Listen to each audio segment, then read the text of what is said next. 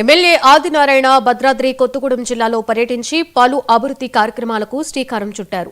ములకలపల్లి మండలంలోని పలు గ్రామాలలో విస్తృతంగా పర్యటించిన ఆయన విద్యార్థులు, రైతులతో మాట్లాడి వారి సమస్యలను అడిగి తెలుసుకున్నారు. మండలంలో కొత్తగా ఏర్పాటు చేసిన ధాన్యం కొనుగోలు కేంద్రాన్ని ఎమ్మెల్యే ఆదినారాయణ ప్రారంభించారు. రైతులకు ప్రభుత్వం అండగా ఉంటుందని, ధాన్యం కొనుగోలు ప్రక్రియ పారదర్శకంగా జరిగేలా చర్యలు తీసుకుంటున్నామన్నారు.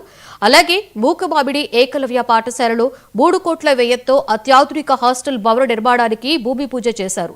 పేద, గిరిజన, వెనుకబడిన వర్గాల విద్యార్థులకు అన్ని సౌకర్యాలతో కూడిన వసతి గృహాలను నిర్మిస్తున్నామన్నారు.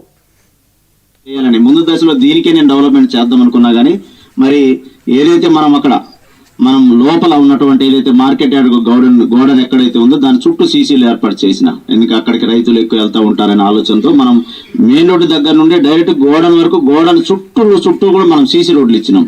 అక్కడ ఏదైతే కాలనీ ఉందో కాలనీకి ఆనుకొని అక్కడ పూర్తిగా సీసీ రోడ్లు ఇవ్వటం, దానిలో భాగంగా గోడనికి వెళ్ళేటటువంటి రైతులు ఇబ్బంది పడకూడదు ఆలోచనతో గతంలో నేనే దగ్గరుండి చూసిన, ట్రాక్టర్లు ఇరుక్కుపోవడం, లారీలు ఆగిపోవడం చూసిన. ఇప్పుడు ఆ పరిస్థితి లేదు సార్. ఇప్పుడు మనం లారీ వెళ్ళొచ్చు, రావచ్చు, చుట్టూ కూడా తిరిగి రావచ్చు. కాబట్టి రోడ్లు కూడా కంప్లీట్ సీసీ రోడ్లు అక్కడ పూర్తి చేశాను. దీనికి కూడా నేను ఇప్పుడే మీకు పంపిస్తాను. దీనికి 52 లక్షల రూపాయలు దీనికి శాంక్షన్ చేసినాం. ఇది కొద్ది రోజులు నేను దీనికి శంకుస్థాపన